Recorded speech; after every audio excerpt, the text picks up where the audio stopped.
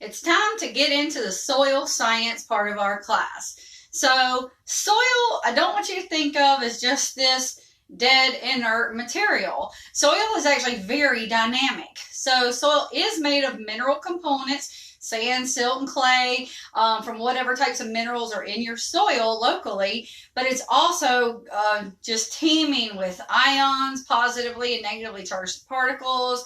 It's teeming with microfauna, microflora. So it's teeming with bacteria, even some viruses, nematodes, which you're going to do a paper on and find out what that is. So your soil is a very rich environment for your plant roots. So anyway, soil can be pretty fascinating, and let's get into it. So today we're going to talk about CEC, pH, and macronutrients.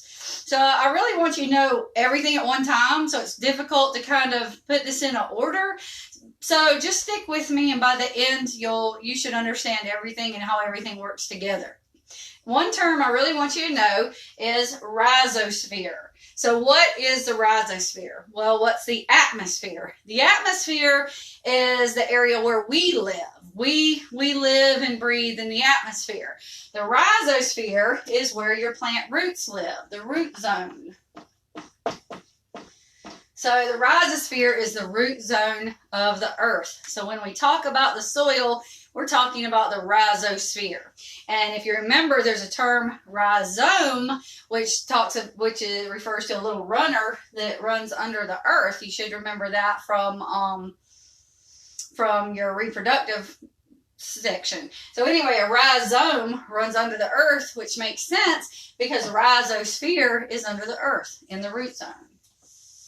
Just like we need nutrients, plants need nutrients as well. They need macronutrients and they need micronutrients. And that doesn't mean that one is more important than the other. It just means they need larger quantities of the macronutrients. So that's normally the things that we're going to add to the soil because the plants need so much of them. So we can add some micronutrients too, but they're minor ingredients to any soil amendments because the plants just don't need a whole lot of them. So what are our macronutrients? Well, your top 3 macronutrients are going to be the most important ones that we're going to talk about. And I want you to always know these in the same order. Your top 3 are going to be N, P, K. That's nitrogen, phosphorus, potassium. So always remember NPK in that order.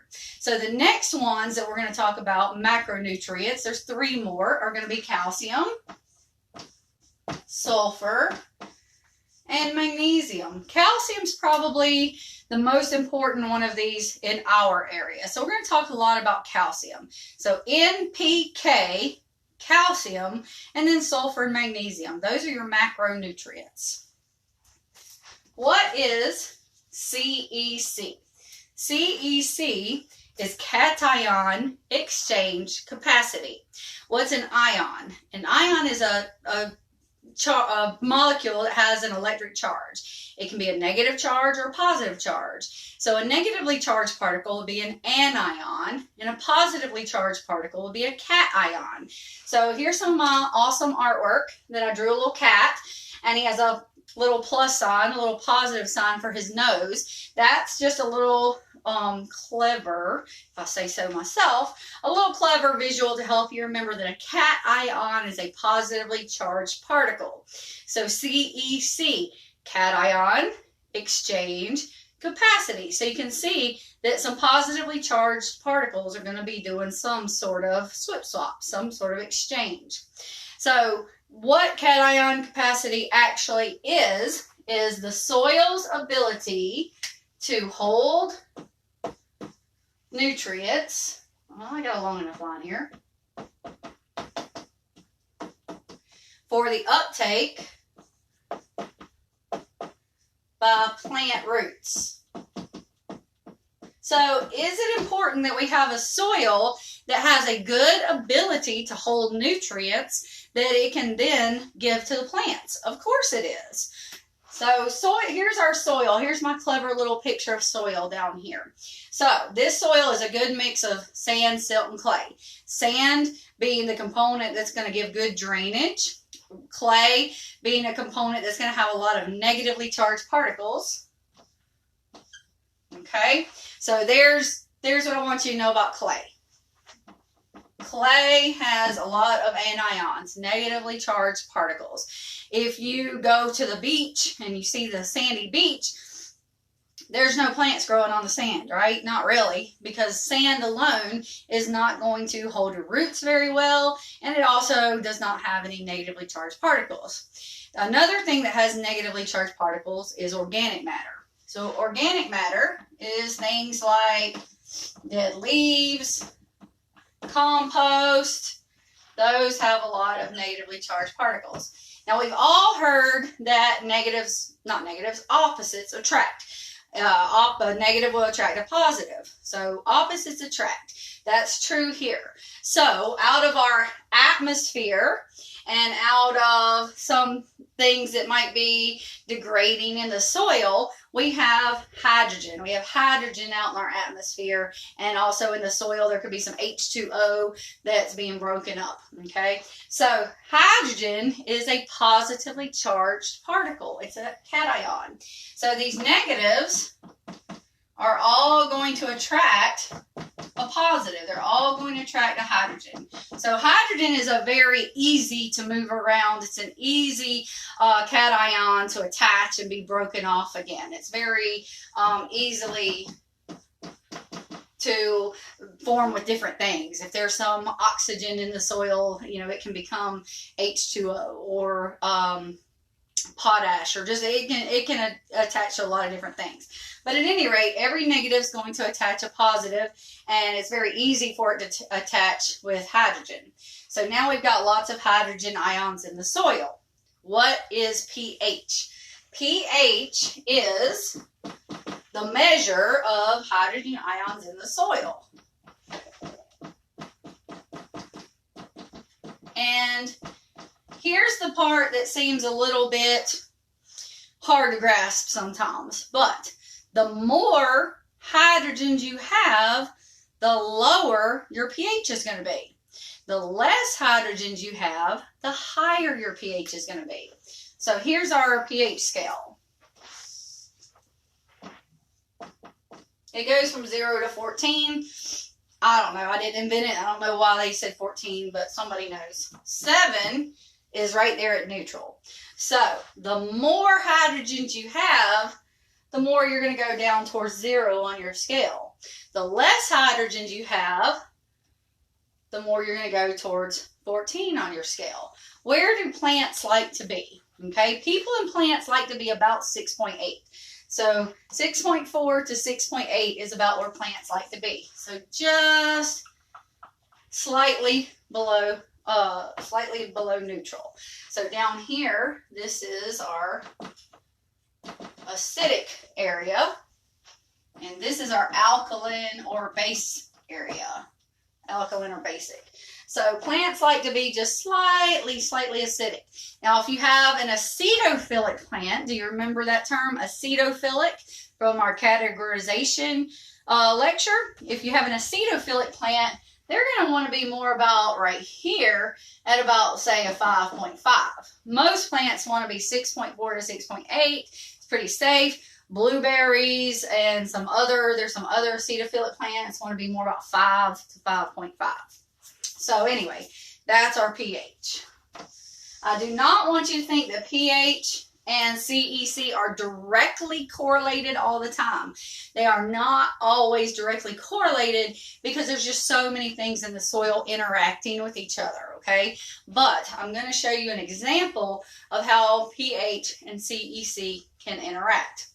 So here is our, should I use another marker? No, I'll use this one. So here's our soil.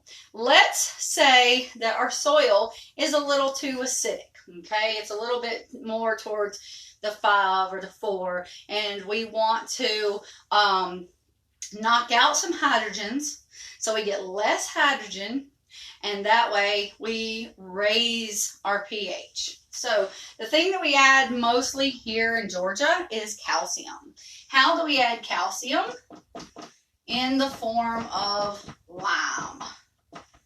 So you can go buy lime at your local garden store, or you can actually order dump truck loads of lime, which is what I've had to do, is order dump truck loads of lime to go out on my pastures. So you can easily put thousands and thousands and thousands of pounds of lime out in a field. So we're going to add some calcium. All right, so you see that the calcium has a charge of +2. So every time you put calcium down, it can knock out 2 hydrogens.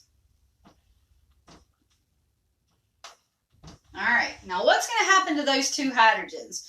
Well, those 2 hydrogens could actually come together, H2, with an oxygen and form water. Or again, there's some different substances. The one that keeps coming to mind is potash. It can form that. It can form a whole lot of different things. Or it can just be knocked out into the atmosphere. But more likely it's going to stay in the soil, but it's going to be knocked out, knocked away from these negatives so that a calcium can be here. There we go. All right. So now we have the calcium, and calcium is, guess what? It's one of our macronutrients. So then the plant can take up the calcium. Okay? So calcium, when we knock out the hydrogens, we're going to have less hydrogen, which means we're going to raise our pH. If we were to get our pH too high, too much in the alkaline, which normally here in the South is not a problem because we have so many things that make our soil acidic, and we have so much clay. Okay, clay will make your soil acidic. That's normally not a problem. But if it did get too acidic, we could add some sulfur. Sulfur has is a negative ion. It has a negative charge of 2. Don't worry about all that, but just know that you can add sulfur to make your soil actually more acidic if you had to. If you wanted to plant one of those acidophilic plants and you had just gotten it just too close to the alkaline side. But normally we're putting down lime. All right, so hopefully that explains cation exchange capacity, which is the soil's ability to hold nutrients for the uptake by the plant's roots. And what do we want to put into the soil to create some negative anions? Clay, which we already have, so we don't have to put that in the soil. And also we don't want too much clay because it's got to be a good mixture of clay, sand, and silt, all right, to be good for our plant. So we don't want too much clay. But clay is one thing that has negative anions. And what was the other thing that's very, very important? I hope you said organic matter. Organic matter is something we definitely want to keep putting into our soil that has negative anions, which will attract hydrogen, which then can be booted out for another nutrient. And the other thing about organic matter, of course, is it has lots and lots of other micronutrients in it. So organic matter, which would be compost, dead leaves that are going to compost, things like that. All right. So that's CEC, pH, and macronutrients. If you have any questions, just contact me because I know that's a lot to take in. But otherwise, have a great day. I'll see you next video.